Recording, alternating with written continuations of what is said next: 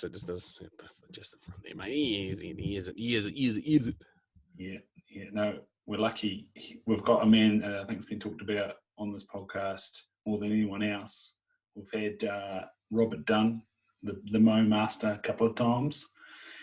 Your best friend Jim Cawthorne, and another really good mate of yours, and I'm sure he's stoked to see you on this podcast. Hank Needle, mate, what is it about that you just take these fellas under the wing and just show them what's what, eh? Hey, don't you dare for a second blame me for those fuck ups. No, it's they're just great humans. I think the person who's probably the catalyst that's got the most and probably pulled it all together would be Robert Dunn, Roundy. He is the man.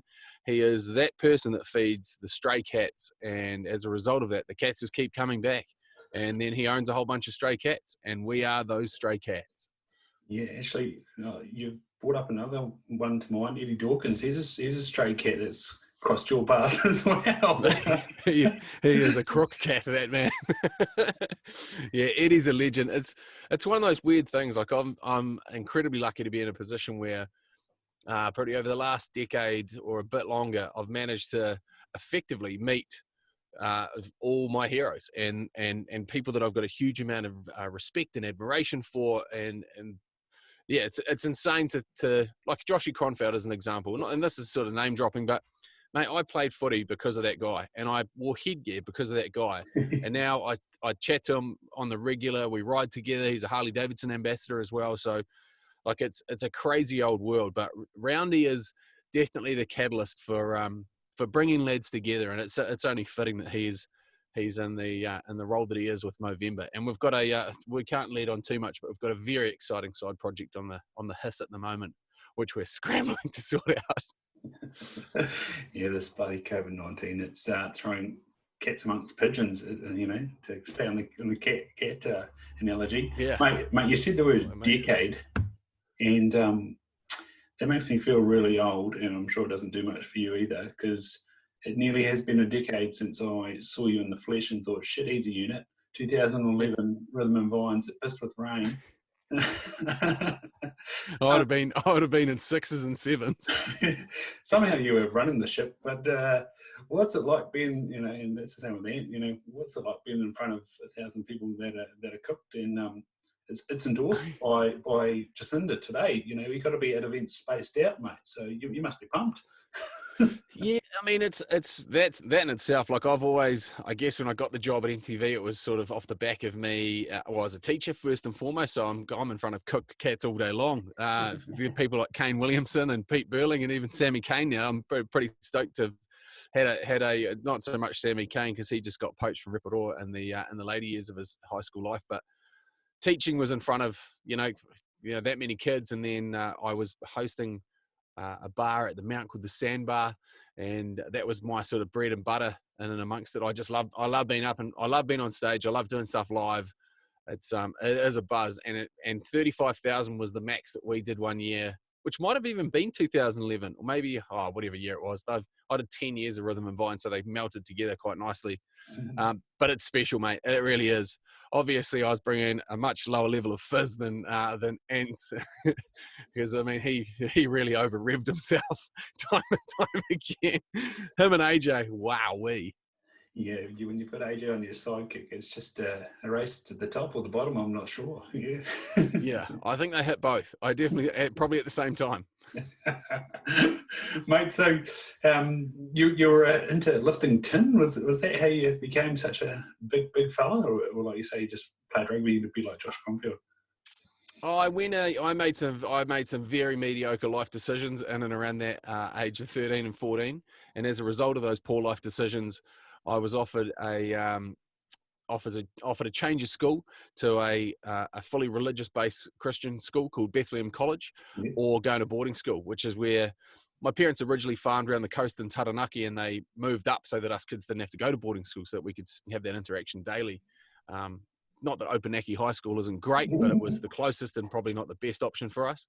And so it was kind of fortuitous that I ended up,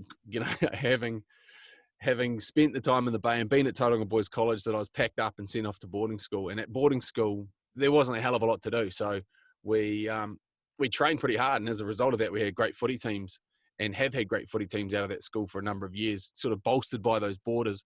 And this is an under-15 team with the likes of Jimmy Gopeth, James Annabelle, the mole, sitting in the middle of the scrum at 13 years of age and making a New Plymouth Boys high school under-15s team. It was a large team, like we're pretty big boys. I would have been probably one, minus Jimmy because he's a weed, but we would have been on average about 100 kilos plus each team member in the under-15s. And we did incredibly well. And then we met Kelston in the final, and they absolutely pumped us. And they were bigger than us again. But yeah, I threw tin around stupidly when I was young, and as a result of that, I haven't been able to even push a bar or do a press up probably since the age of 16 or 17. I'm absolutely rubbish. What's the number of times you've been around the sun there, Jay? 37. 37. So 37. Obviously, this light doesn't do me any fucking favors either. But yeah, she's a well-lived-in look. I got told by an Uber driver I look like Mel Gibson in 10 years' time, and he has got a face like a welder's bench. So yeah, it's great. I'm not going to be a model anytime soon. That's why I married one. Yeah, no, it's a good move. I was going to say there must be something in the water down there in Taranaki, because I had a neighbour, Mike Sampson. He's a couple more trips around the sun ahead of you, and she's that guy's 2 meters tall, and don't know what it is about Taranaki, but there's something in the water. I think it's cow shit, isn't it? Yeah, there used to be. Obviously, the farmers have cleaned that up. They've done a great job tidying that all up. But there's the washers and the Barretts and the Mullins and like those big, strong coastal families that have just propped up that region, mate. They're just another level of hard again. Like they are just big on breeding, not large on protection, and they just pump out some incredible humans. And it's amazing how far those people from a small coastal town in Taranaki can go. Like Sally Ann Mullen, up until recently, was the editor of Fashion Quarterly, and you just go, this is the top end fashion magazine for not only New Zealand, it's regarded around the world. And she's a chick that came from Rahudu School, which had like a roll of like 50 odd kids. You know, like there's some kids go far. Obviously, the Barretts speak for themselves. And the washers are just everywhere. The Simmonses, business moguls, and they crush it. Yeah, Taranaki is an epic place. It holds a very special place in my heart and always will. No, it's pretty brilliant. I did my final year extern down there, and my other mate who I was playing with in final year uni, he's down there working for Todd's, and we nickname it the Promised Land. And it's basically when you come to the coast, coming south from Auckland, you just go, oh, I'm here. You go over that bloody Mount Messenger. Shit. Yeah, it is. It's good, mate. There's something about it that I think a lot of people miss, and it goes the same for the east coast of the North Island as well, like the East Cape. It's just, you don't get there by accident, you know, like you don't stumble your way into Taranaki or to Tairāwhiti. Like you go there with a purpose, and if you go there, you will see the treasures that are on offer. And it's, like, we had a surf comp one year, and we had to move it from Taranaki to Gizzy, and like we just drove through the guts, and it was like that was a through the nighter. But you're two special places, and as a result of that, you just distill down the people that are there, and you get special people as a result of that. Absolutely, and another one down the coast, Paige Harrop, you know, still carving it up for. Oh yeah, mate, she's a whippet. Mate, that must be where we've got a bit of synergy, mate. Southland, I always call it the gateway. You know, there's nothing there in Invercargill, but you know, you're close to places. That's what you hear about Hamilton as well. It's kind of like, oh, we're close to places. I'm like, yeah, but you're not anywhere. Yeah. Well, Hamilton's now part of the magical triangle, so I think they'll get it by default just through urban sprawl. But I'm with you, man. Invercargill, I hadn't been really ever, and we've been back a few times for Burt Munro. I love the ride there. I love hanging out. Obviously, it brings in a whole bunch of people from outside, but it's just that same thing again as you get out of these major cities and you get into the regions. And people just, I'm reading this thing at the moment. It's the book called The Subtle Art of Not Giving a Fuck. And it's a very good read. Yeah. Great book. And it definitely speaks to how I operate in life. And I think that it would basically depict how people in those regional areas operate. Like they just do what they do, and they're not there to impress anybody else. And if they're happy with the amount of work that they've put in that day, then they're happy with how they're living. As opposed to, I need the latest this and that. And you get a lot of that in Auckland in particular, but you know, that's city living. And that's kind of, not that the Mount's going that way, but as soon as the house prices pumped up in Auckland, everyone just sold up and moved to the Mount. So there's definitely a bit of that influence. Mate, when I grew up there wasn't any Range Rovers or Audis driving around. I can tell you now every second driveway's got one parked in it. So people are doing well, good on them, but it just ain't the same. Yeah. Now, mate, you've got the beanie on. Am I wrong in saying you've been influenced by the legend Donnie Vincent, or is it? No, mate, we're in the throes of a North versus South battle at the moment, and it's not looking good for the North. And the punishment is me having to get a Jonah Lomu haircut if we lose this week. And the writing's on the wall, mate. It's not looking good. So I'm basically just trying to keep it warm so I can foster a bit of growth up there, because I think the number of follicles I've been blessed with is now starting to diminish, and I don't know if I'm going to grow it back. And it's the missus is not happy, which is rich because she's completely bald. So she shouldn't really have a leg to stand on, but she does. Nice. So are you in the North versus South with, or is that you just referencing your own hairdo? No, this is North versus South. We do a daily quiz game on our radio show, and Dunk's from the South, so he represents the South Island, and I'm from the North, so hence the reason why I get the North Island. And it's a first to 5 weeks, and South Island's currently sitting at 4 weeks, North Island's sitting at 2. So if the South wins, that means that the North Island cops a punishment, and that's a Jonah Lomu haircut.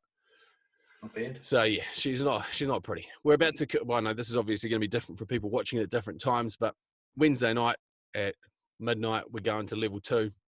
I've lined up a haircut at 1 minute past midnight with the Barker's groom room team. I've dragged some poor bastard out of bed to come and cut my hair, because it's been a wee while, and I want to go into this, if I lose, with at least a decent haircut to start with, not looking like, I don't know, the guy off Tom Hanks off Castaway. Well, at least he'll be able to start off simply, just the number one round over the sides, and then just leave it a little tuft.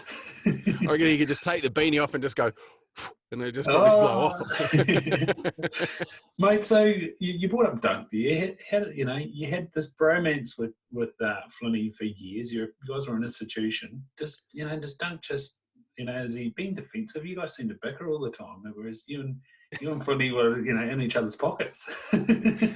Yeah, Flinny's a great bloke. He is definitely one of the greats. He's the nicest guy. He taught me a lot without knowing that he was teaching me a lot, in terms of, he's got 4 kids and an incredible wife. And it taught me a lot about that work-life balance.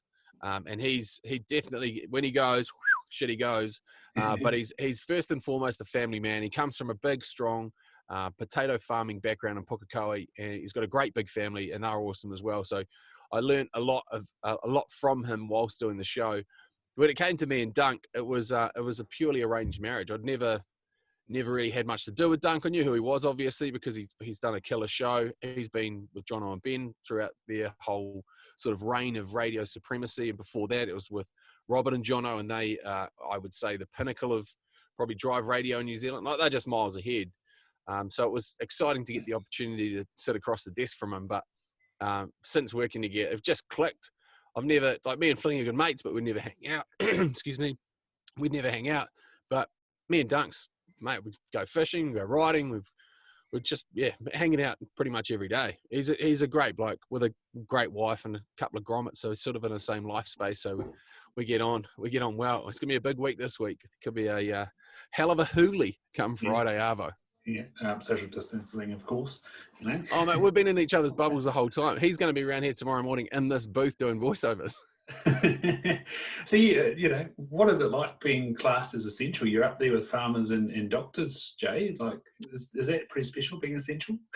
Well, I mean, we joke about it, but we are, I guess, the only link between those people that I would class as essential workers, and then we are the caveat for that conversation. So obviously anyone can get their information however they do, but probably 75 to 80% of New Zealanders still get their information through the radio. So instead of just playing those COVID-19 ads, which is punishes, like absolute punishes, and to all those people that have messaged me saying, let me know when those ads finish, I'll start listening to the show again. It will be this week. This week, ladies and gents, come back in your droves. Yeah, it is. I mean, it's obviously I can appreciate more than most, having grown up on a farm, and I think there was a certain amount of the farming community that were like, well, you've rubbished us for so long. This is to the nation. Now you need us. And here we are, and we're still doing the hard yards for you. But there was I think a quick sort of snap back from everybody in the rural and in farming community that was like, we're not here to gloat. We are the grafters. We are the ones that have made this country the epicness that it is. So let's just carry on doing our own thing. And I think as a result of that, a lot more people sort of take a lot more appreciation in what it is that people that toil on the land, people that do the hard yards so that we don't have to. People like I hate getting out of bed at 5 o'clock in the morning, let alone to go and trudge through mud and snow and rain and get stock in and milk and, birth calves in the middle of the night. Like I've seen it. My dad's done it. And that's why I'm on the radio, because I'm lazy and I do not have the chops for it. And I will be the first to admit it. But I think a lot of people that took that sector of the community for granted and now have a whole new appreciation and probably had the time to dig into it and see that farming practices have changed in terms of how you gather your food and what goes into your food, because commodity is something that comes at a cost, and convenience creates that commodity. So when you slow down and you don't need to be rushing around and grabbing food on the go, and you're cooking your own meals and you see what goes into it, you get a whole new appreciation for what it is that you're eating and how it actually gets to your plate and those people that actually provide for you. So if anything's good to come out of this, it would be hopefully from the greater population and appreciation of what goes on, because most of us do nothing. Yeah, mate. And where I've been living on farm there in Central Hawke's Bay, it's been bloody tough going. My mate even managed to feature on the news, and his old man broke down in tears and couldn't speak. But it's tough knacky. We sort of see the rain come through and go, oh yeah, here we're on now. But all it did was turn it green, and wind blew it all away again. It's just like shit. And yeah, exactly right. You look at what it takes to intensify something, and then the potential cost and the potential risk to people's livelihoods. I think that farm's a good 60 years old or something, and I've got family involved with 100-plus-year-old farms, and you just don't want to see those people who have to walk off the land, and God knows what happens then. And like I say, slow down and go, shit, where'd this piece of food come from? How is it now that I walk into my supermarket and those first few aisles of chocker, where did all this come from? And where, shout out to Pukekohe, you're saying about Flinny. Yeah. Where I am here, they've just been planting a big amount of broccoli and this cabbage and lettuce on the hills, and you just go, this is absolutely fantastic. And I hope that, with Auckland, as you say, sprawling the way it is, that this land out here doesn't get taken over, so we can have people like Flinny that are growing bloody cracker potatoes. Yeah, I think it's punishingly inevitable. Maybe this will push a few people out sort of a bit wider. It's amazing that people sit in traffic for 2 hours a day to do a job on Queen Street, which barely covers their cost of working, so they can say that they work in Queen Street in a store in Queen Street. When that same store is a chain that exists in every single city in New Zealand and every single town in New Zealand, and the quality of life, for me, the last couple of years in particular have been, what do I want to get out of life, and what do I want to do, and what holds some value for me? And it's not cash, and it's not heaps of cool stuff and where you live and who you hang out with. It's sort of being able to spend your time, because that's all you basically trade your time for money to buy yourself more time. But if you kind of stop that system, you can go, actually, I don't need to fucking work that much. I've got more time, and what do I want to do with my time? I want to spend it with the people that I love, and that's been awesome. Obviously, I'm a massively privileged position to be doing the job that I do, which enables me to, keep the wolf from the door and be able to hang out with the missus and kids and share this time. And I know that a lot of people have been under the pump trying to see what's on the other side of this, and not knowing where the end date is and not being able to plan for it.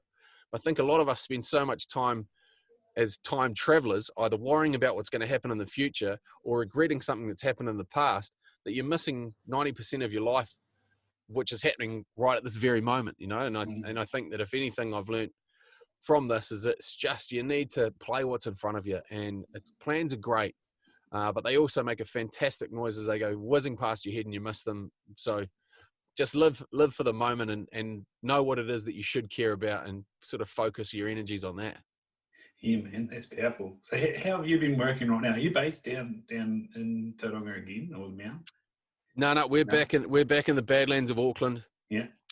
Just through ease of studio bases. I mean, there was a lot of regional radio, but that's kind of been, for the most part, sort of stopped, which is a shame, because regional radio. It'd be, if you imagine, how can you get the best All Blacks team when you've got no provincial rugby or no Super Rugby? And so you cut the provincial radio, then that's effectively your Super Rugby teams getting whipped out, and then you're just picking. And I think you can see that in the way that people from Australia are being poached into the New Zealand radio industry. And I don't have anything against anyone, like, because I mean that instantly springs to mind the names Bree and Jace, Jason PJ, two great and incredible broadcasters, and as a result of having them in New Zealand, I think have lifted the whole level of broadcasting. But at the same time, if you're a student sitting in a broadcasting school at the moment going, I want to get a job in radio, mate, there's a handful of jobs and there's a truckload of people coming into those schools to learn how to do it. And you look at the average radio career, it's the reason why I'm in it. There's longevity. This is 10 years plus already, and I reckon I've still got another 10 in me. Until I fall off my perch, there's nothing to fill in. So it's a tricky wee space to be in. I'd love to be back at the bay, in the bay, and by the bay I mean Mount Maunganui. And I think that we can get ourselves back there as a show. It's kind of a combined passion of outdoors and ocean and fishing and surfing and I'd guess a bit of space, greater space. And with the way technology works, I mean, this conversation wouldn't have happened 3 years ago, but look at the uprise in podcasting and how people communicate. And for the most part, our office has been empty. We've got Source Connect now, which means that I can patch into any desk around the world and it's live just exactly the same as this with the same broadcast quality. So there's no reason why we need to be in Auckland. It's just a matter of the powers that be relinquishing a bit of that power and saying, well, let's break this whole business apart and see if we can do it better some other way, as opposed to the way that we've done it for the last 60 years. Yeah, no, it's pretty fascinating. Like when you look at sort of office spaces and the amount of computer units and car parks and everyone, like you say, driving 2 hours to get down the motorway for a large portion of those jobs to then go sit in front of a computer and have meetings that don't go anywhere. Like, shit, if you really need an in-person meeting, maybe you can come in, but do you need that every freaking day? And is the phone and the Hangouts and the whatever piece of technology you want to throw at it these days, surely you can do it. And then, and like you're saying, when it comes to broadcasting, like, we don't need to see you. That's where the face radio statement comes from, doesn't it? Exactly. And you turn up to work, and I mean, obviously there's a lot of interaction, and I guess there's a part of it. There's a massive team. There's a massive engine that is behind our show. So we're the glory pigs, obviously, the two of us, myself and Dunk. But we've got New Zealand's best producer, and Jeremy Pickford. He's our weapon, like an absolute weapon. And then in behind that, we've got the team that do all the integrated solutions that go through this. We've got little Jack Honeybourne. He's a Southland boy from Invis that's working flat tack. He'd be pulling 18-hour days, 7 days a week, just to make sure that everything's running properly. And then the wider team, like it's a pretty big operation. And when they work that hard, it's kind of nice to see somebody take the field and win for them, so that they get to see that. Whereas if we're tucked away in some set up down country, then they just toil and they never really they don't have us walk in and say thank you. And that's the difference, I guess. It's sort of appreciating people and the effort that they put in, because a lot of people sacrifice a lot for us to get our show to air every single day. And we're the ones, when the awards come through, they say our names on them, and they, for whatever reason, don't have enough room for everyone else's. So we're the first to say, even as a listening audience, when we win, it's because we've got epic people listening to us, and also epic people in that big machine behind our show making it all happen. Was it poor old Jack that you shared? Had a photo. He shat himself. Yeah, I didn't know that part either. Jesus, sorry, Jack. There's more coming out. He shared a photo of the beautiful Nelson Bay, but it was Queenstown, even though it's from bloody Invercargill. Was that Jack? Or was yes, it was Jack. Yeah, it was classic. Whacked that up. I was like, mate, that is a huge own goal. I mean, that's only an hour and a half from where you grew up. Yeah. I don't know how he managed to butcher that. But yeah, he doesn't often make mistakes, and I would probably assume that he was stitched up more than him making a mistake. He's very fastidious with his job, young Jack Honeybone. He's classic. He's a punching bag. Just classic grommet that just rolls in and just, mate, he gets through a power of work. He's an absolute weapon. We did this thing the other day. which I think is quite a great exercise to do. And that my father-in-law has just been, well, he's a retired 777 airline captain, and he's been given all these reference letters, and he's been reading through it, and it's kind of been quite a cathartic experience for him, because you don't ever hear anyone tell you do a good job, or you don't ever hear your mates talk highly about you until you're dead, because you go, 21st, that's normally a hiding in front of all your loved ones. And then wedding speech, depending on how it goes, you're sharing it. It's not for us, particularly fellas. It's mainly for the lasses, and fair enough. And then after that point, you basically get lost in your career, and then you die. And then your mates stand up and go, he's the best bloke. He did this, that, and the other thing for me, and I really appreciate it. And your workmates stand up and go, I remember this and that. And so we did this exercise of writing a character reference for someone that you work with. And Nice. and we did one for Jack Honeybone, because, like I said, all of his work goes, for the most part, unnoticed. Yeah. And he really appreciated it. And I think it's, especially going into these pretty interesting times out the back of what's happened, there's a lot of people that will, the job losses haven't finished now. Like, I'm thinking, like, obviously I don't know, but I'll be predicting in the next 4 to 6 weeks, we'll probably see the same amount of people that have lost jobs losing it again. And that will bring us up closer to a quarter of the population being out of work.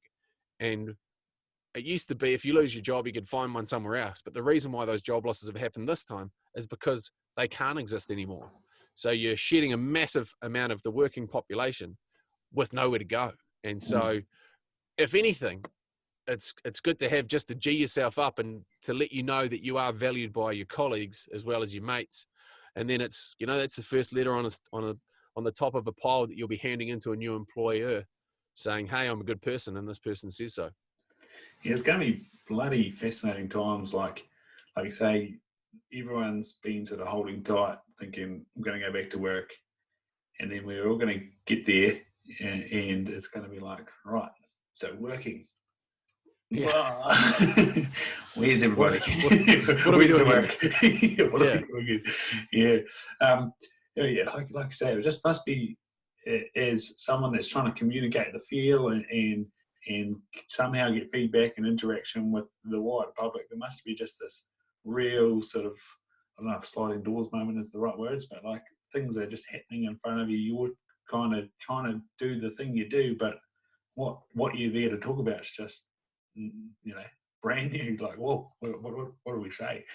Yeah, and no one knows, because it's not like we've been in this position before. Like, the country's never been through this position before, and mate, we're far from the professionals, so we're trying to portray some messages of hope, and which is always good. Like, it's always sweet hearing how it's going to be okay when the person saying it's got a job and you don't. Like, it's all well and good for you to say that, because you don't need to. You're not under the pump like I am, and so and we've had a lot of people that are hurting at the moment, and a lot of people have been very vocal and forthcoming and telling their stories about how tough this is, and it's in all sectors. It's not in any one particular sector. Like Gypsy Week's coming up for the rural community, and there'll be a whole bunch of people that'll be rolling into maybe not a position, and then you're out of that house because someone else is coming in, and you've got nowhere to go, and you've got 3 trailers full of kit and a quad bike and a missus and kids and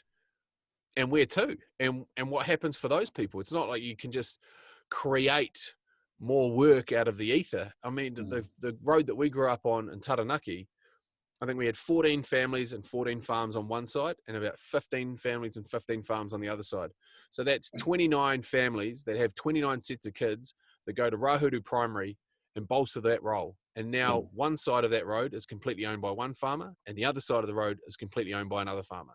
And so now you've got 2 families that are generational. They may have some farm workers on there, but when you go through that sort of level of expansion, you definitely lose a community. And as a result of that, you lose schools, and then you lose a feeling of being a part of something. And then that's what we sort of strive for in our tribalistic approach to living, is just feeling like we're a part of something, and there'll be a whole lot of people that'll be feeling like they've just been completely let down and really, nowhere to blame. Well, you can't blame the government. They're sort of acting on how they see the best fit for the entire country, which won't fit everybody. And then can't blame the World Health Organization because they're trying to save the populace, and your industry you can't blame. It's just one of those situations where you've got problems and you can either deal with them one way or deal with them the other way. And it's sort of, if you go down a negative approach, you generally end up finding some more negative problems.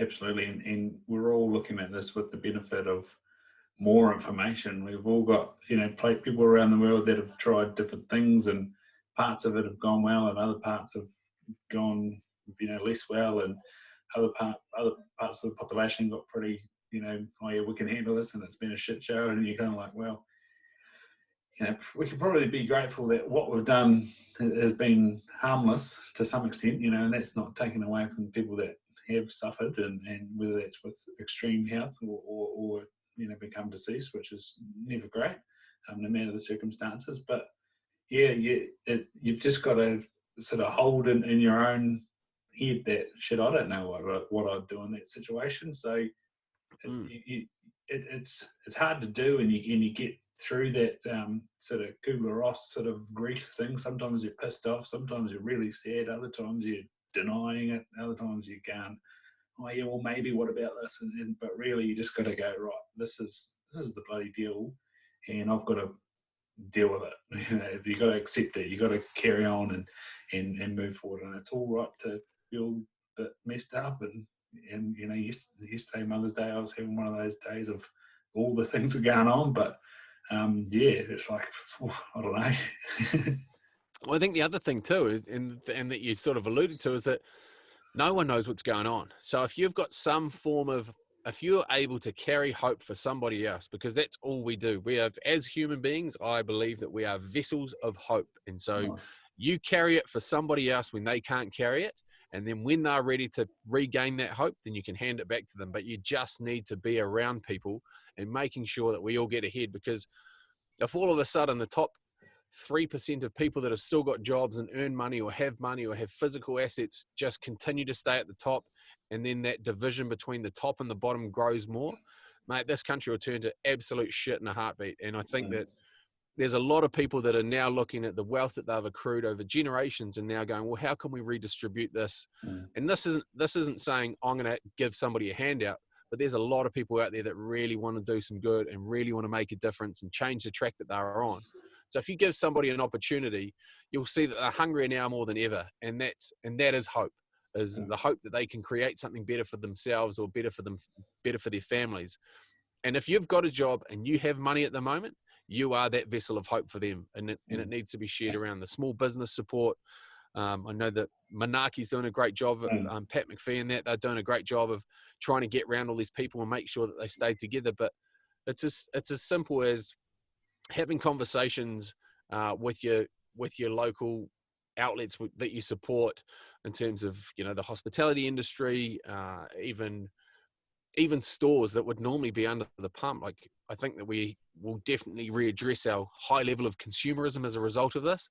I know that my spending has dramatically decreased, and I know that my wife is probably she'll tell me that she's trying to do the same, but with a steady stream of couriers, she can sort of flog half of it off as saying, well, this stuff I'm being sent for influencer campaigns, but for the most part I'd say she's paying for quite a bit of stuff because she's at home bored just spending up. But I think that mass level of consumerism and capitalism is going to get a little bit of a shake up. I mean, I'm definitely downsizing in everything that I've got. It's, you look around, you got a bunch of cool stuff. I don't even know where half of it is now. I've got surfboards scattered all over the countryside because I just can't keep them in Auckland. There's no point. I don't even know what I've got anymore. I'll see, it'll be at the point where I'll be out in the surf at the mountain, someone will paddle past me on my board, and I'll be like, I've been looking for that for like the last 5 years. Yeah, Zephyr Peterson. I'm talking to you, Zephyr Peterson. Mate, that sounds like my mates in Melbourne and their cactuses, but we won't go there. It's been really, really cool. Some of the real sort of ingenuity that's come along. Like, I did a line of caps there that closed up today. The boys down at the print room in Dunedin just, I've been negotiating an idea with them, and then all of a sudden they came up with the idea that, hey, we'll run the shop, we'll get everything up and sorted. We won't have the layout costs. We'll run the shop. We'll still have a minimum order quantity, but let's do it. the amount of people Totally. that have come up with some win-wins has been bloody outstanding. And still the guys at Riverster Rangers and Hastings are open on Thursday, so I'm going to get in there and get some ammo. And just dropping your 20, $30 here and there just means that the wheels start turning. And that's all you got to think about. Like, and especially if, like, say, you've still got a job, well, someone's got to come and keep your job. So you need to get your job out there so that they can bring their back. And it's the same thing with kind of what we're sort of thinking early on with the subsidy thing. It's about getting things at least moving, getting the ideas that, hey, I can do something. I can keep the wheels turning for someone else, and keep food moving through families and things like that. And unfortunately, we are seeing a little bit of that pressure. Like my mate in Hawke's Bay sent me a picture of one of his young heifers that had been the backstraps poorly taken off in a hind leg and a head, and it's just like, first you get angry because you're like, shit, that's no good. And then you go, holy cow, what's the state? Mate, that's out of necessity. Yeah, that's right. Yeah. And That's the thing. You can't, there's a big movement of eat the rich. It's kind of like, well, those people that have got money will be the people that will be tipping money, not only into taxes that will help supplement beneficiary payments for those people trying to find their feet again, but also they'll be the ones that are tipping into businesses to re-stimulate the economy. So don't be angry at somebody that's actually got cash or is in a position where they've still got a job. There's absolutely nothing to gain from that. But at the same time, like you said, that person that's done that is seriously under the pump, but they're stealing from a person that's probably in effectively a same financial position as them, but they've just got a full cupboard, having a paddock full of cows is effectively having a pantry full of food, and it's the equivalent of someone coming around and stealing it. And then on top of that, doing a poor job of it. Like if someone's stealing the back wheels and some back straps off a heifer, that's subsistence living. That's not rustling to water, like that is what can I get away with real quickly. And I know that's the same thing when they did the big weed economy in the East Cape. When the police go through and raid and this is kind of a side tangent, but they go through and do those big raids and they rip out acres and acres of, illegally grown weed, which is all illegal at this stage. They notice, Gizzy notices, like farmers have to move their stock well inland. Anything near the road gets taken, burglaries, home invasions go up, and stores crumble because that money circulates, that dollar circulates in the East Coast for quite some time. Like the produce would be sold outside of the East Cape, and that brings in outside funds, introduce funds, which stimulates that economy. And that's to a certain extent what we kind of need to be doing, is spreading this money around and making sure that it gets spread across the whole country as opposed to just being chewed up in these major centers and then, flicked off overseas, which is kind of the worst case scenario. Yeah, it's quite funny. I did a tweet after Cindy saying that we were all going to be spaced out at events, and sort of tagged old Jeff Simmons. I was trying to find David Seymour, but he mustn't be on Twitter. Saying, was she hinting at a legalization of marijuana with that? Like, it's just what's going on there? Yeah. We were thinking about making a video, but I don't know. Might be a bit late. Probably already. The other thing that this is probably, and on that whole, I guess that whole legalized weed tip, the government needs to start now looking at other options on how we do things. Like it's that whole thing of just because we've done it this way for the last however many years doesn't mean that we should still do it this way. And that's the same way with friendships, and the same way with transport, and the same way with how you spend and how you eat, and how businesses operate. So if you're a business that's a family business that's been operating, or not even a family business, but a business that's been operating the same way for the last even 10 years, and you haven't pivoted, chances are your longevity will be dramatically decreased by not changing, because this is a stop, turn, completely different direction for most businesses. And if you don't get in front of that, you don't have another option and you don't have another offering, then people will find it somewhere else that fits into their new way of living. Because we do go back to normal life, but there's nothing normal about the way that we go back to doing this. Like even in the radio industry, the way that we do things is completely different and has completely changed. It might sound the same, but the way we operate behind the scenes has completely changed in the last 6 weeks.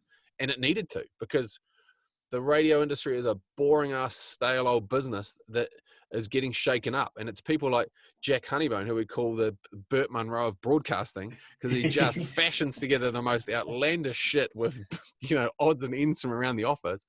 Without that Kiwi ingenuity, which we built this entire country on, like, it's just disappeared. And if we don't bring it back up and we don't foster it and we don't encourage it, then we're just going to be stuck in the same place. Because like you said, it's not like we turned the lights off, walked away for 6 weeks, came back, turned the lights on, and we're business as usual, get up and running and go exactly about our day as we used to. Because now you're going back, you turn the lights on, 3/4 of your workforce is gone, another quarter are on the, just hanging on by one hand. And as soon as this government subsidy runs out, then you'll probably really have to start looking at them. And then how can we keep this business afloat? It's an interesting time. I get excited by it because I can see endless opportunities and how things can be improved. But once again, I'm not the one that's sitting on $100,000 lease on a building for the year with 50 employees that I've got to pay the wages for and products that I've got to get out to clients that no longer exist. I sit there and I talk between ads and songs on a rock radio station, and I've got a fucking cushy number, and I'm well aware of that. But that's when you start these think tanks with people and just go, well, obviously I've got no idea about your industry or your business, but have you thought about doing it like this? Or this is something that could be reappropriated. The farming sector has gone through some fairly dramatic changes over the last 50 years and bettered the industry. I still think it's pretty big and pretty high intensive use of the land, but I think that we can probably be smarter in the way that we do that as well. Like, you talk to Jeff Ross and what they're doing at Hardware Station. I mean, there's a reason, like, people don't know it and people can't see it yet, but mark my words, there is a reason why he has a Lake Hardware Station, and it will be almost the new business model. Like, that will be the new farming model. And it's great because he's not from a traditional background of doing that sort of stuff. So he doesn't go in with any of the restrictions. Like, a friend of mine's running Dome Hill Station down in Oamaru, or in from Oamaru. That's a 100-year station this year. And he's taken it over from his father. It's been in the family, obviously, 100 years. And he comes from a banking background. Nice. And so instantly, the way that he approaches the books is completely different to 4 or 5 generations before him.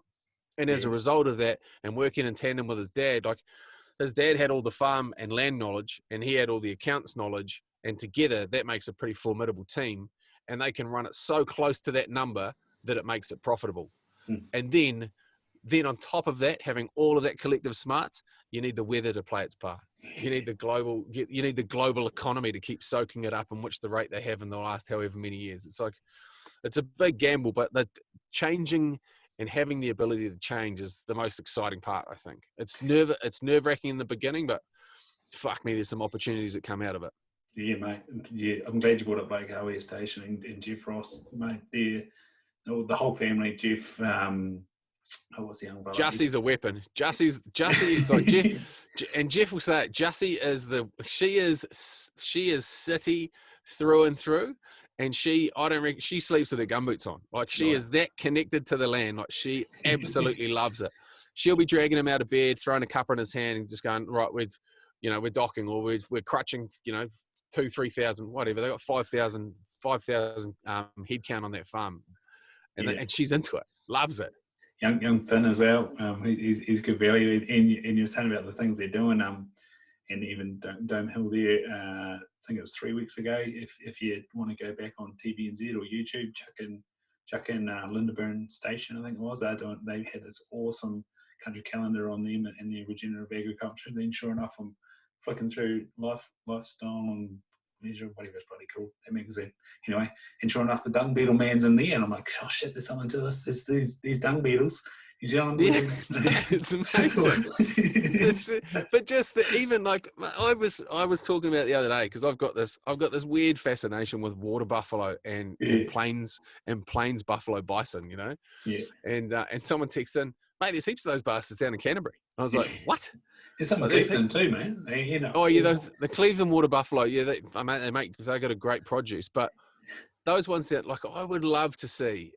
And I mean, I don't know what, I haven't tried the meat, but I can imagine that there is nothing more impressive than a whole herd of wild buffalo running across the Canterbury Plains. Like, that shit excites me to no end. And then even being able to hunt that sort of thing. I'm not saying that you want to go and let them loose, but being able to, there's not much happening around Kaimanawa. As they clean out the horses, there's a bit of space there. Obviously, it's a shit call. I'm not an ecologically based individual. You know, you don't just have to look at the bloody seeker up in the Kaimanawas and see the state there and then go, well, maybe it's not the best place for animals, really.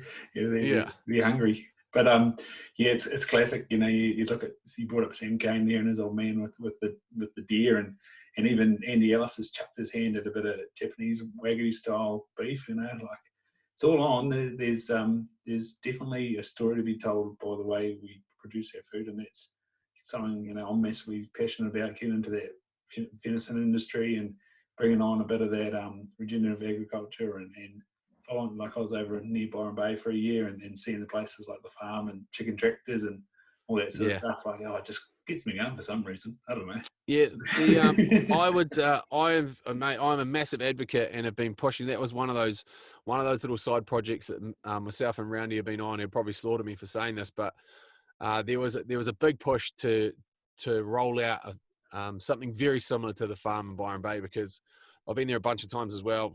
I used to get my surfboard shaped out there. I used to team ride for McTavish, which are based in Byron, and that farm model is just perfect. And I think that if there was I don't know if there's needs to be a relaxing around MPI or something in and around that sort of thing where you can actually, as a community, is actually just go, well, what are we producing here, and how do we tip back in? And that guy's a genius. Like Blue Duck's a mega restaurant in Sydney. It's an incredible spot. But just, it's such a simple, it's amazing how people go, wow, you've got a farmer's market now. How fucking hip and trendy. It's like, that is how the world has operated for like the last 1,000 years. Like, there wasn't a massive super chain of supermarkets, you know, like, which I still struggle to see what's so super about them. It's like, there is no connection. Like, I love going to farmers markets and going, you've grown this, or you've raised this, and you've slaughtered this. And it's just, I understand that because we're a population that the size we are, that we need to have animals go to slaughter and slide past 100 faces on a belt and be broken down and produced for the masses. But I appreciate knowing what went into the animals that I eat. And I appreciate eating the vegetables and the people that produce them, because I like to cook. And I like putting stuff on plates in front of people that I love, that I know the backstory on, you know, like I love spearfishing. I love gathering seafood. It's sort of, I know it comes out of my hands and onto my plates into the people that I love. And I think that there'll be a big pushback towards that, and that the farm model, I think you could run it in multiple sites all across New Zealand. And I think it would be successful, incredibly successful. Mate, I'm looking at like Clevedon, Riverhead, bloody Hawke's Bay, Canterbury, maybe even Otago, Central Queenstown. Shit, you'd be running with it in Queenstown if you could afford it. But yeah, like, you know, it's just capital and time, I guess. and by all means, someone will beat me to it, and I hope they bloody do, because it's a hell of a place to go. And yeah, it's pretty bloody awesome. Well, that's the sort of thing. I hope that there's going to be a lot of people in the hospitality industry that are going to be heavily under the pump, and I know a lot of them are heavily under the pump.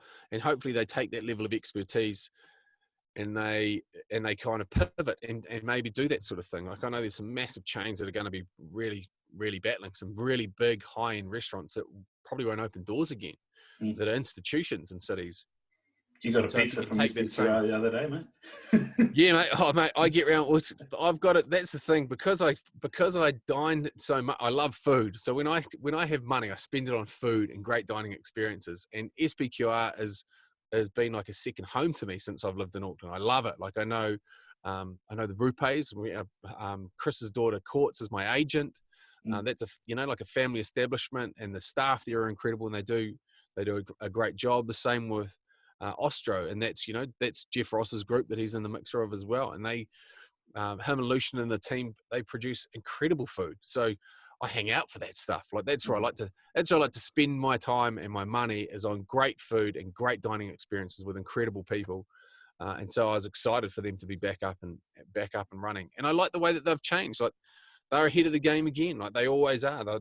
They know how to pivot and change, and they've got great relationships with their landlords, and the landlords know that if they don't survive, then the landlords don't survive, because it's all well and good booting somebody out, but who's coming in to fill a restaurant space that can't operate because no one can go and dine?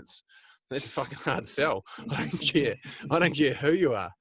You're not going to get that across the line. And so there's been probably like a readjustment in expectations. Sophie Gilmore wrote a real incredible article about how a flat white hasn't changed price since 1999, and obviously staffing cost has gone up, and everyone sees these restaurateurs as these massive money magnets, and it's like, mate, the most successful turnover, eh? Look at the turnover. Yeah, mate, the most successful restaurant owners are shitting themselves that the dishwasher won't blow up. Like they don't have boats and batches and illustrious overseas travel. They just get by. So we need to, as consumers, pump up what we're willing to pay. The experience will be premiumized, and then that will trickle all the way down to the producers, to those people that take it from the paddock to put it on your plate. And I think that just the refocus on how we do things it's scary but exciting. Scary for a lot of people. Can you see a tipping culture starting to come in? Maybe, I don't know.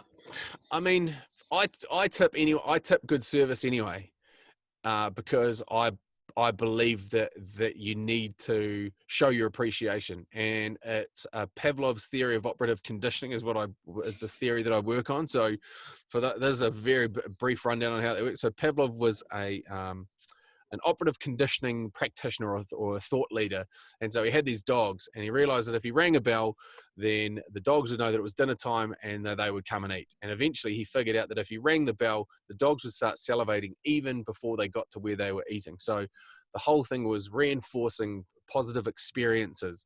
And so if you have a positive experience, then you need to reinforce it. So if somebody does something good by you, you need to say fucking thank you, or you need to let them know, because you only ever tell people about shit experiences. You do a bad job, or you do a good job, 10 people hear about it. You do a bad job, 100 people hear about it. And so I always tip and make a point of thanking the kitchen, and I make a point of thanking the wait staff, maitre d', and just show, because they'll be slamming themselves. Nobody in New Zealand is that forthcoming with showing their appreciation for anything good. Your mechanic does a great job on your car, or it's your job, I paid you to do it. Well, he could do a shit job, but he's done a good job. So say thank you. It's and it goes a long way for job satisfaction as well. And like you said, you came from the teaching background, and then it obviously shows up in raising kids. Like me and my daughter's mum, we both looked at sort of Montessori stuff, and that's one of the key things is really pumping up those good habits. Like how much of that was when you were learning the teaching craft, like pump 100%. Yeah, well, I'm from my mum's a kindy teacher and has been for years, and my sister's an early childhood teacher as well. So it's all positives. Like I just deal in positives, because you get more bees with honey than vinegar, So it's sort of if you can keep cool and keep calm, and I know that there'll probably be former students, they'll watch or listen to this and go, "What a load of shit! Here's an asshole." And I mean, you're not wrong. I was a 21-year-old teaching 17-year-olds or 18-year-olds, But I've learned a lot, and definitely been able to sort of hone it up as a parent. And it's, mate, we're all on the same river. We're just in different boats, and sometimes it's kind of hard to remember that, and sort of take a breath and realize that, mate, we all get there eventually, and that by getting there, it means we die. And so there's no point in rushing it, and there's no point in panicking, because you might as well enjoy it while you're on the river, because that big waterfall at the end, no one gets away from. I was about to say we're all going towards the waterfall. Mate, we've spoken about food. How did the sort of keto idea or framework, or dabbling, how did that sort of enter your life? Well, I ran into randomly, I don't even know how I got introduced to him. This guy, Keegan Smith, who's just a champion. Oh, he's built properly. Yeah, it might have even been SB Dubs, but he whipped me in, and I had a chat to him. And was like, "Oh, look, I'm not in great nick, and I haven't been in great nick for quite some time, and I'm just kind of wanting to shake things up." And so he was quite realistic in his approach to it. Was like, "Look, we can provide you with some short-term sort of benefits to get the ball rolling, and then it will probably knock you out of your bad habits." And so that's when the fasting kind of came about, or what normal people call just skipping breakfast. And then lunch was just focusing on what it is that you're putting into your body. So the just eating meat and vegetables. It's kind of one of those things like when someone says, "Oh, you're a keto guy," I'm like, "No, I just eat meat and vegetables." And so are you advanced Atkins diet? I'm like, "No, I just fucking eat meat and vegetables." Like it's I don't need a. Like, but everyone's like, well, I'm trying to, you know. But if you're a keto guy, that means you're probably into CrossFitting or something weird. And then I don't know if we're going to hang out. It's like, mate, I just eat meat and fucking vegetables. I'm just a normal person. It's just, that's what I've eaten for hundreds of years. So that's where I operate from. And then from that, I just kind of dialed it back, went in pretty heavy at the beginning and used some exogenous ketones just to basically just kickstart the operation. And then they're great, but have just sort of weaned myself off them just because of cost and ability to get my hands on them. But yeah, he was probably the catalyst for it. And then through that, got introduced to Nigel Beach because they're buddies. Of course they are. They're just a couple of absolute sick individuals that are changing the world for the better. And it all kind of just really trickled into one another. And so it's just one of those things. If you go into situations with an open mind and a positive attitude, then you generally get something pretty awesome out of it. And if you don't, then you haven't lost anything anyway. And yeah, he's just a Keegan. If you haven't seen him, he's just he's out the gate. He is just an absolute weapon. Yeah, and he's been on here. We've talked about him and hoping to talk to him again this week sometime. So there'll be episode coming out soon. But yeah, he's a chill. He's ramped things up. And there's another dude, Edo Portal. Yeah. He's another one of those dudes that's just absolutely operating in a different planet. But once again, just has formed the basis of how I try and do things like that. Trying to hang for 7 minutes a day. It's so good. Like my shoulders are shocking. And as a result of that, that'd be the first thing I put in. It's just a chin bar, not to do chins on. I hate them. And there's a lot of carcass to drag up to that bar. But just the hands. Rough up your computer hands as well. Exactly. My little baby hands. They're disgusting. But that just, it's how you reset your body, having, the ice, doing breathing in the mornings. Like I know that's all stuff that you're into. You get it, and it doesn't cost anything. Like it costs you absolutely nothing, and it makes such a massive difference. Like just an immeasurable difference. Like you can't even put yourself on a continuum from, well, this is where I was when I started, and this is where I am, because it's just, mate, it's off in the distance. You can't even see how far you've gone. Yeah, it's pretty crack up you're saying about, you must be a keto guy. Like I had a situation going to a wedding just before lockdown, and it was like, you got any dietary requirements? It's like, oh, I'm gluten-free, but don't worry about it. I'll just eat meat and vegetables. And it's just like, yeah, I'll just skip the bread. Yeah, that's right. Don't worry about it. Yeah, there's a real good series worth a binge watch before we get out of here, called Rotten, and it goes through all the different foods. And was it Rotten? Or there's another one called Cooked, which is another great sort of in-depth look into it. And they were talking about gluten-free people, and it was like it basically spiked when the Kardashians said, I'm gluten-free. And so all these people, these restaurateurs are going, okay, so you come into a restaurant, you sit down, you order a meal, and they go, any allergies?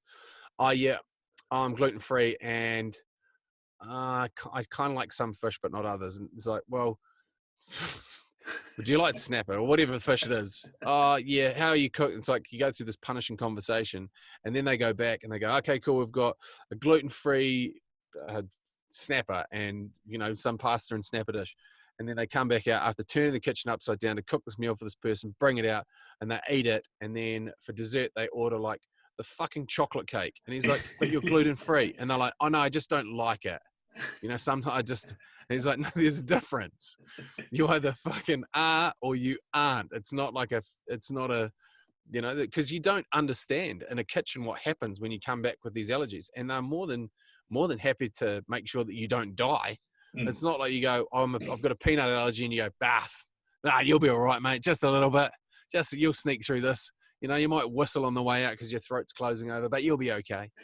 Like there's a difference. And they're talking about this relationship between social media and how it feeds into all these different. Because hasn't it been nice that over the last 6 weeks there hasn't been all this virtue signaling of just the stupid mundane shit that everyone talks about, because everyone's actually under the pump, and it's all heading in one direction.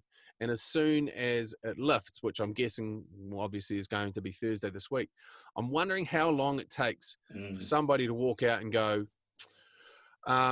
well, I identify as a surfboard, and I haven't been able to be in the water, so I feel like my rights have been impinged. Like I'm just waiting.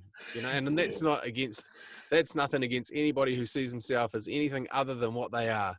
But it just seems that the madness subsided for actual madness for a change, as opposed to people having to make something up to be fucking offended about or be offended on somebody else's behalf. Yeah, and that's where when those times during lockdown you do get angry, you've been holding your tongue, going, just hang on a moment, there's a lot worse going on than my little emotions right now. And not that, as I said, not that they're bad, but they are just that, and they're easily identifiable because we're all in the shit at the moment. Yeah, and everyone's got their own. I don't think anyone's issues should be diminished, regardless of how big or small. And that's kind of part of that book sort of outlays it. Like, if you're a Maasai tribes person and your one goat disappears to a lion, and you are an investment banker and you lose your entire fortune for the stock market shitting itself, those stress levels are completely the same. Like, they are literally identical. And that is your equivalent of losing the only goat that you've got to a lion if you're on, that in that sort of financial situation. So you can't diminish it. Obviously, everyone has issues, everyone has problems, everyone has concerns, and they're just exactly that to those people. So when you kind of weigh in on them and go, you don't have a fucking problem, mate. You don't even know, there's starving kids in Africa. It's like, well, I'm not in Africa. So I can fucking, how can I compete? Not to mention, I'm all good with sending $1 a day, but why don't you move a little closer to the coast where you can grow some shit? I love it when Jared brings up that joke. Move where the fucking food are. So bad. Yeah, and I jest. Obviously, that's not the case. I understand that. Yeah, mate. You brought up Nigel's name. Like, he hangs around the mountain. He's easily visible there at Tay Street Beach or whatever, doing his breathing. You sort of walk past him, going, "What are you up to?" And then he's chucking ice in a bucket and watching the sun come in. And it's like, mate, there's a perfectly good beach there. Why are you in a tub full of ice? How did you cross your wires with him? I think it was off the back of a very large Melbourne Cup where I got roped into I know, worst case scenario, meeting Nigel Beach is off the back of a big Melbourne Cup. So the next morning after Melbourne Cup, there was a Samsung thing that the hot trade diploma from the coast, Logan Dodds, had arranged. And it was like the Galaxy Watch or something. Anyway, something that measured your stress. And so him and Nigel were buddies on this thing and set up these ice baths to measure your stress. And so you could basically map it with this watch. And I was like, sign me up. So I turned up probably with, like at least a half head of steam still probably. I did all right. So we celebrated and jumped in the ice and just completely knocked myself to smithereens and was like, man, this is amazing. Not to mention that the breathing made me, really reflect on my younger days when I would just massively abuse substances and just send myself through the ceiling. It was like you got the same approach from doing the breathing. I was like, man, this is mega. And then at the thing was saying, I'm based at that stage. I was based at the Mount, and he said, me too. And we got chatting, and he literally lived the street behind me. So no way. We ended up catching up and hanging out, and we've got some big stuff planned for this year with Movember. I think he's an individual that needs a huge amount of funding to get around to really showcase what it is that he can do and the difference that he makes within communities. And I'm all about him. I'm his biggest fan. He does a whole lot of it just like Wim for the benefit of just people. And so I'm a person that can see a situation where you can create something and then monetize that engagement between it. That's how I've always operated. And he's just not even remotely interested in it. Like, he's just like, mate, I just want people to be healthy. And then we're in a better economy and a better environment and a better world. And I appreciate that. So I'll try and help him out however I can. I'm trying to sway him around because I was like, well, I tell you, your mortgage and your bills don't get paid on goodwill at this stage, until we start working in that sort of economy of scale. But yeah, he's doing some great stuff. I rate him and I rate what he does. And he's not some guy that's done a 2-week course with Wim. He is at the highest level that you can get in terms of being a breath coach and in terms of being a physio. He unlocked, Duncan's had like a tennis elbow. Yeah. For like a number of years. And he's like, oh, I've got this, every now and again it flares up. And so Nigel, when we was in the studio, we were interviewing him one time, he's like, oh, you just do this, that. And he's like, yeah, yep. And he goes, does it hurt there? And he just started massaging his neck, like up underneath his ear. And he's like, no, it's my elbow. And he's like, yeah, no, so that should probably free it up. And then sure enough, he's like, ever since then, he's like, oh my God, he's actually a wizard. He's like bloody Gandalf, isn't he? Yeah, I've had that same massage by another gentleman in Auckland, and yeah, you're right. It's funny how your neck's connected to your elbow. Yeah, well, I get the same thing. I get those little death fingers where they're just white tips, and it's the same thing because those nerves or whatever it is that go down through the side, or the whatever feeds your fingers through the side of your neck. When your neck gets tight, it just pinches them off. I'm gonna have to shoot and get a charger. Give me 2 seconds. Yeah. Hold up, I'm really organised. Don't forget the toggle. Fucking dongles. Fucking Max. Why do I do it to myself?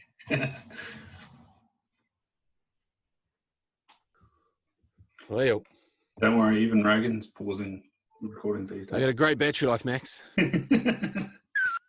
Yeah. I'm currently rocking the iPhone SE. It's got, I think, 10 maybe gigs of memory, 16 if you're lucky. Try run 2 applications. She comes unstuck pretty quick. Yeah. The amount of times I've tried to upload content and Instagram says no, and so I've just had to whip out to the main screen and delete a few apps, and then she away she goes. Then you go to that's right. The daughter was going for the potty today. She's like, play the song. Wiggles got a hell of a song. I don't know if you had that in your life, but mate, we managed to dodge that bullet. Which brings me to the Wiggles actually. Yeah, I was trying to play Spotify and couldn't engage because it didn't even have the app there. And she did the poo on her own, so that was all good. You need to get old Nat, the Jar Sauce back on, because I think he's got a case with the Wiggles. They've got a song.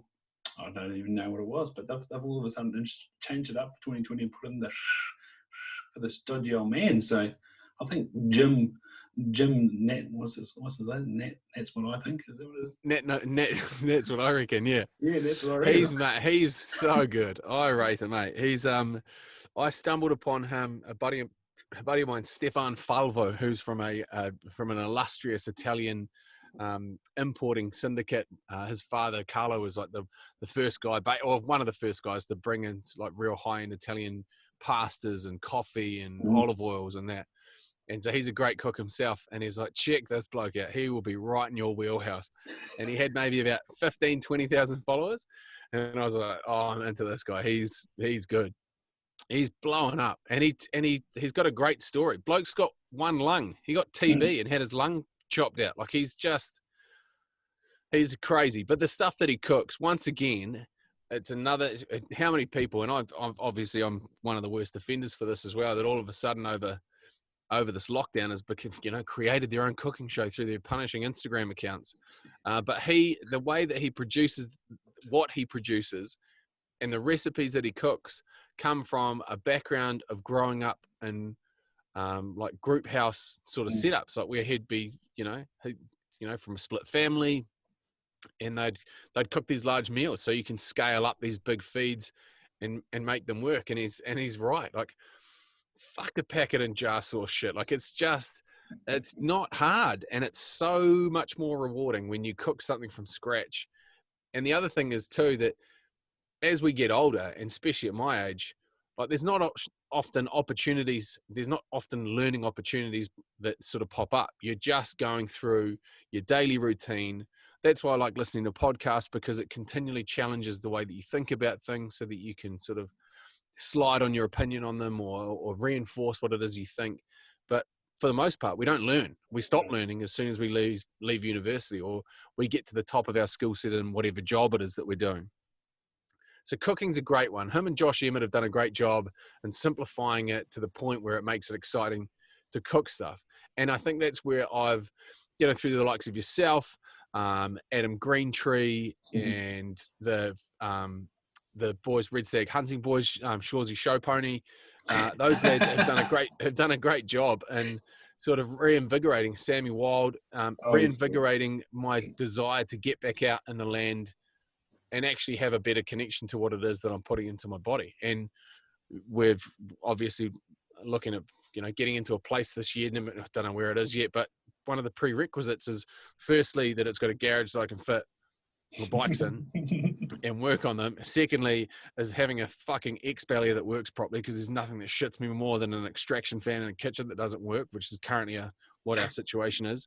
And then thirdly, having a space to grow some form of vegetables so that we can teach the boys that process of, I don't want my kids thinking that meat grows in supermarkets and that veggies grow in supermarkets, and that's just like this massive factory where they just pop out of. Not that they do. Obviously, we've been to Dome Hill, so they've seen the process of animal right through to slaughter. Quite open and honest about it. They love watching hunting. So Oski goes to me the other day. He's 6. Oh man, I just can't wait for this lockdown to finish so we can go and hunt a deer. Like, what? I've never hunted a deer in my life. And he's like, yeah, no, can't wait to get back out there and hunt a deer again. I was like, you've never hunted a deer. What are you talking about? This is good stuff though. I'm into it. I'll back you. This is great. You learn appreciation. Like, it's one of those things people go, hunting's just the bloodlust. Well, it's not. It's about being outdoors, and it's about using your body to the best of its ability, and it's about closing the distance on an animal that you want to take so that you can provide sustenance for you and those around you that you love. And I think it's a lot more than that. And there's a technique to butchering and everything that goes with it. It's a much bigger thing than just pulling a trigger or letting go. Or, I mean, even more so if you're bow hunting. Like, mate, there's nothing more nerve-wracking, I can only imagine, being a bow hunter, because with a gun, you can belt something big enough to sort of knock it over, and if you put a bad shot on it for whatever reason, you could probably back it up. But you put an arrow into something shit, well, that's going to hurt, and it's going to run, and you're just going to feel terrible. Which is, you feel bad taking an animal. I reckon you'd feel 10 times worse putting an arrow into it and just watching it peel off, and then you'll never catch it, and it's just going to die a miserable death.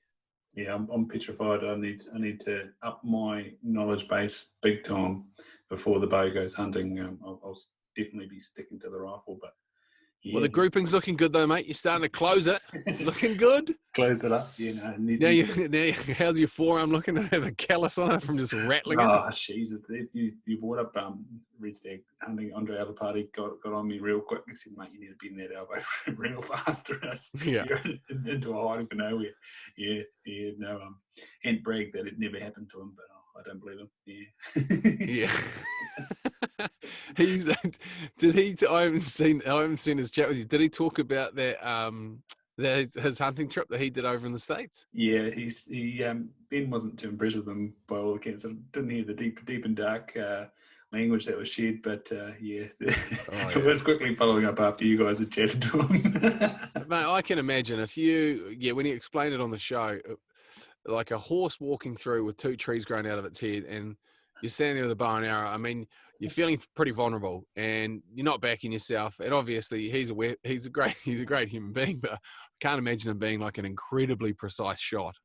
So the last thing he wants to do is basically put a sting into this thing and then have it turn around and just go, right, you're fucked, and have him. Thankfully for Ant, the bloody arrow never made it into the. Well, it was in the knock and then fell off the rest. So he was. Yeah. No, I laugh, but shit, that'll happen to me now. God, I better be careful. Yeah, mate. We've got the same mic now. You're a bloody legend. You're sitting in this, mini studio. This little pesty studio.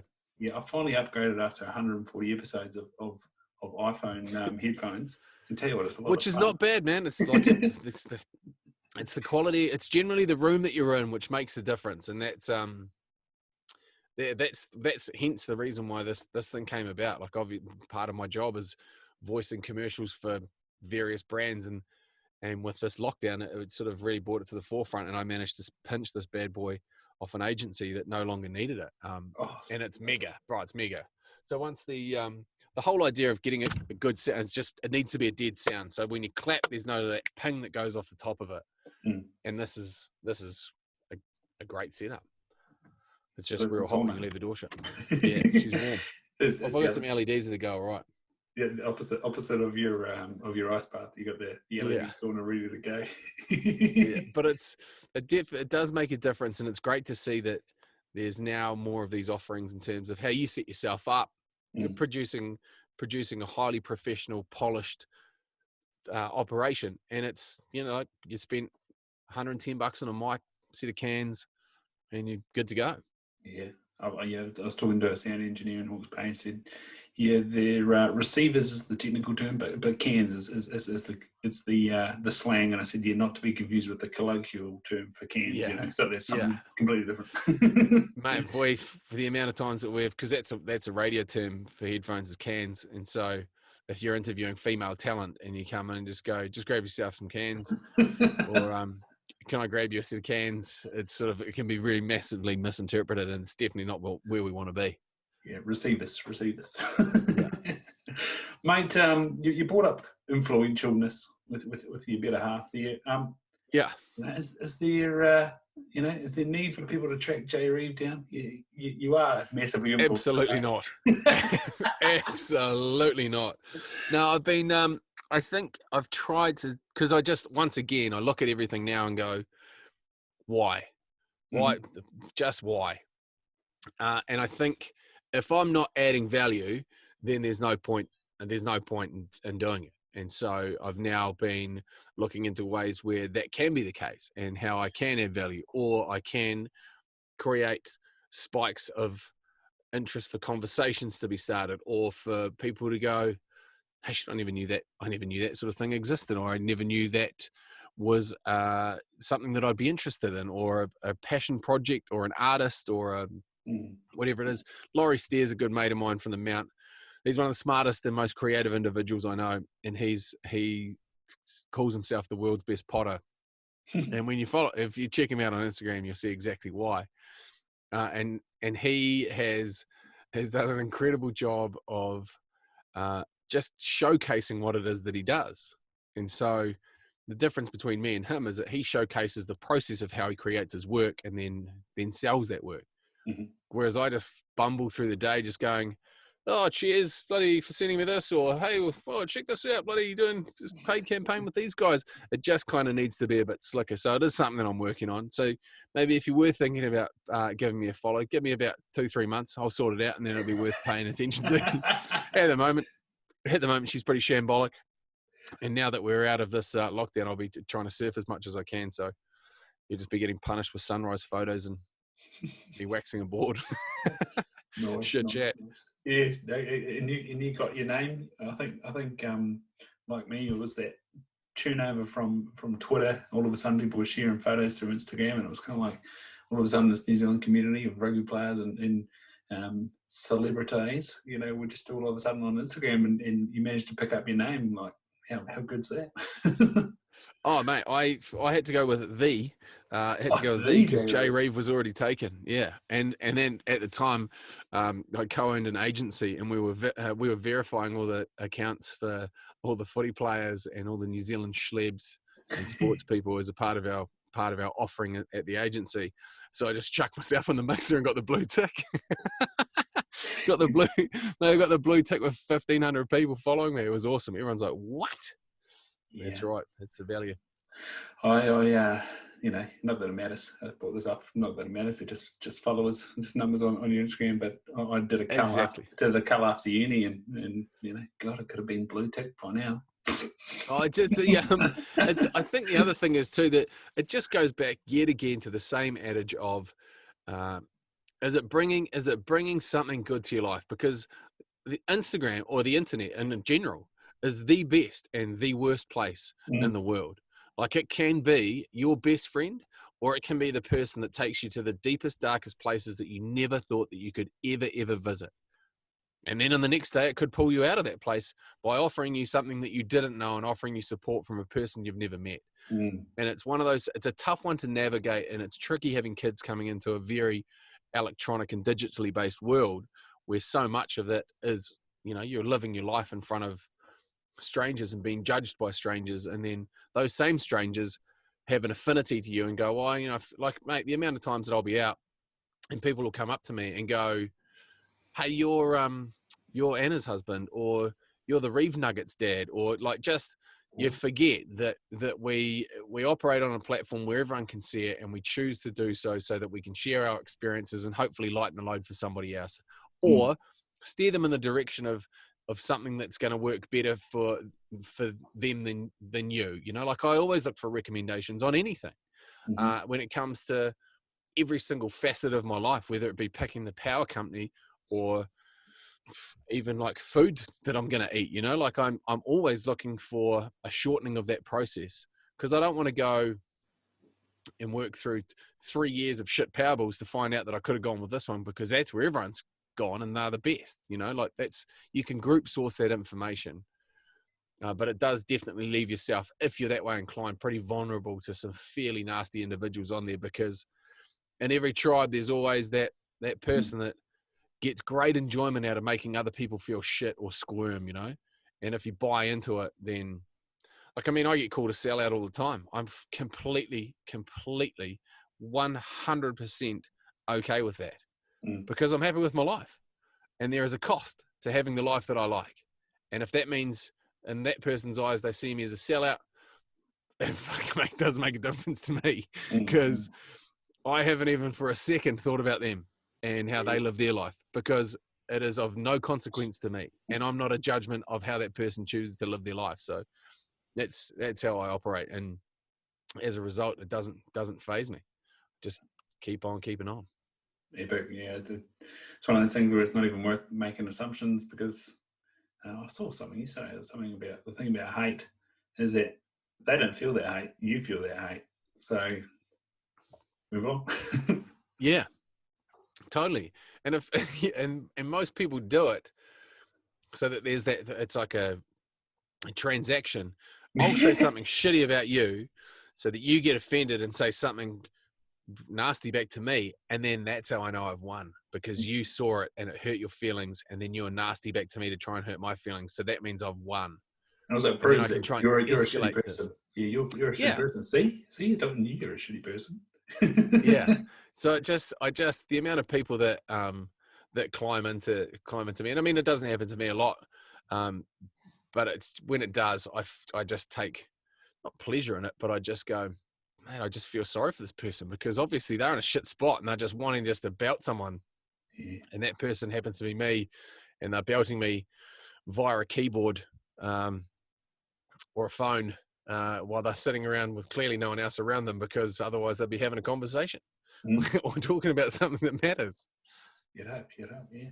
Mate, so as I said, people can find it on the radio or yes, on Instagram. Yeah, The Rock. Yeah, mate. Obviously, yep. The Rock Drive Show in the afternoons on any great listening device that you've got, and myself, Duncan, and the entire team at the Rock. Pretty pumped with how we're going at the moment. We're enjoying it, and particularly in that rural sector, we get a lot of love. We get a lot of love from people that are running farms or stations, or contractors that are pulling massive hours, and we're their little conduit to the outside world. It's great to have everyone with us, and it's a fun job. And the reason why it's so fun is because the people that listen to the show are fun, and as a result of listening to it, they're a part of that show, whether they like it or not. So when we win, they win, and our whole mantra is feeding the backs. So if we get something, if we win, then we want to pass that on. We always want everyone else to be in that same sort of boat with us, and as a result of that, we've got the likes of Hurley Boats that are jumping aboard, and they've probably chucked the best part of $1 million at a boat that everyone that listens to us can either win trips on or even hire out themselves and go fishing on. And then Novus is our show sponsor. They've just given us a whole whack of cash to buy a show car that we're giving away to what we're going to call the Novus. The car's called the Novus GC. Well, it's hopefully going to be an American van, the Novus GC, which rewards great chaps, great chicks, great calls, great comments, great contributions. So no matter what it is, you can just put something nice out there, And as a result of that, if you comment on any of the social stuff, or you comment on the show, or you call in, whatever it is, if you bring a high level of positive fizz, you go in the mixer, and then at a date down the track, we just draw one of those people out, and they've got themselves a $20,000 classic car that they get to have and do whatever they want with, and it's theirs for good. Just trying to change the mindset of just contribute in every facet of your life in a positive way, and just watch how epic this place gets. New Zealand's fucking awesome. Geez, it can be so much better. Don't walk, like that whole mindset of just be better, and we can be better. And that excites me. Mate, you've been a gem a minute, so do you have one more? I sort of think, take it more personal. Got something that never does you anything wrong, and you keep seeing showing up in your life, mate. I think there's just that there's a level of appreciation and appreciating what you've got right at this very second. I mean, the amount of times that I've thought to myself, remember when all of those things that you dreamed about, you currently have. Like I always dreamed about having both my parents meet their grandkids, or my kids, and I've done that, and that's a massive tick for me. And I've got great relationships with my family, with my two sisters, my mum and dad, with my wife, her brother, her parents. I've got great mates, and I appreciate every single second of every single time we catch up with them. And I try to live more, even just being in your shoes, like being present, and just realizing that there's nothing you can do to change what's happened in the past. And the future, mate, we could be hit by an asteroid tonight, and I'm not waking up tomorrow morning. This doesn't see the light of day. So there's no point in really concerning yourself heavily. It's great to make plans, but don't concern yourself with what's happening in the future, because what is it they say? The past is the past, and the future is the future, and that's why today's the greatest gift, and that's why they call it a present, or whatever it is. The present. I don't know. I really butchered that saying. Whoever said that would just be someone would be rolling in their grave going, "Jeez, just for a guy that talks, he really fucked that up." Mate, no, it's always good to get the professionals on, and you help me up my game. Mate, bloody speaking of appreciation, absolutely appreciate your time, and yeah, I think the people who are going to love this will let Duncan at New Zealand Farming know that you've been on. I'm sure there's a few of the New Zealand farming crew out there they'll love to hear. Oh, they're a great bunch. And just while we're on those guys, I mean, I think in terms of farming's one of those things, and I'm dragging you on, but farming's one of those things that happens so far away from the public eye that no one ever appreciates it. And those guys in particular have done an incredible job at bringing that part of the country to people's faces and through a screen, and it's content that is sourced by the collective, showcasing what it is that they do and what they love. And in the places like, mate, I spend more time than anyone on that particular account, and going through the stories, and because it just lights me up. Like shit, it gets me excited. If you want to have your shitty day turned around, just go and have a look at how incredible our country is, and look at how hardworking people are to make sure that you are sustained. And like, if you don't appreciate that, then fuck me, you've got a long way to go. And so those guys have done an incredible job. Once again, just being able to appreciate what we've got and what we've got in this country and what people do for us is, makes the difference. And like yourself, congratulations, mate. You've done an incredible job of building something that's awesome. And it's been mega to watch your journey. And I know it's only the beginning, and it's going to go and go and go and go and go. And this is definitely something that will hopefully not pull you out of bush blocks and put you in studios. But I mean, there's every chance that it possibly could. Yeah, no, hopefully it'll mean they can go bush more often. That's the plan. Yeah, I'm sure that you'll develop a GoPro mounted off your forehead that's hooked up to some sort of live broadcast unit, so you can whisper your way around some bush blocks and sweat heavily and live your life. Yeah, it's Glenn Thurlow said the other day, sometimes hunting's about being quiet, not having a good yarn. Yeah. So it's me. I go hunting so I don't have to hear people talk, so shut the fuck up. Sound device, right? I'll press stores, stop, and I'll get on back to your lovely wife. Cheers, mate. Oh, mate, cheers, brother. Appreciate you. Thanks for that, man. It's been cool. Cheers.